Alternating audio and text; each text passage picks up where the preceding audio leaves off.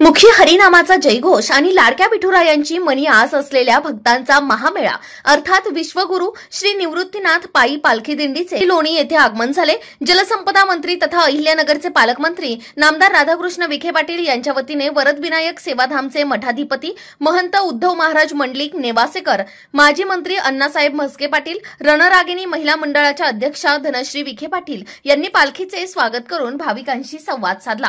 ग्रामस्थांच्या वतीने यावेळी भाविकांना महाप्रसादाचे वितरणही करण्यात आले। यावर्षी जिल्ह्यात येणाऱ्या दिंड्यांसाठी मोठ्या प्रमाणात निधी देण्याबरोबरच जिल्ह्यात आल्यानंतर उत्कृष्ट नियोजन असल्याची प्रतिक्रिया श्री क्षेत्र त्र्यंबकेश्वर पायी दिंडी सोहळ्याचे पायी दिंडी पालखी प्रमुख नवनाथ महाराज गांगुर्डे यांनी व्यक्त केली। पालखी सोहळा प्रमुख नवनाथ महाराज गांगुर्डे, नारायण महाराज मुढाल, जयंत महाराज गोसावी, मोहन महाराज बेलापूरकर, बाळकृष्ण महाराज डावरे यांचा समावेश आहे। यावेळी भरत महाराज धावणे, किसन विखे, कल्पना मैड, गणेश विखे, बाळासाहेब विखे, अशोक धावणे, दादासाहेब म्हस्के, प्रवीण विखे, भाऊसाहेब विखे, एन.डी. विखे, अनिल विखे, राहुल धावणे आदी उपस्थित होते। निवृत्ती महाराज पायी दिंडी सोहळ्याच्या पाठीशी आजपर्यंत पालकमंत्री नामदार राधाकृष्ण विखे पाटील हे भक्कमपणे उभे राहिले आहेत।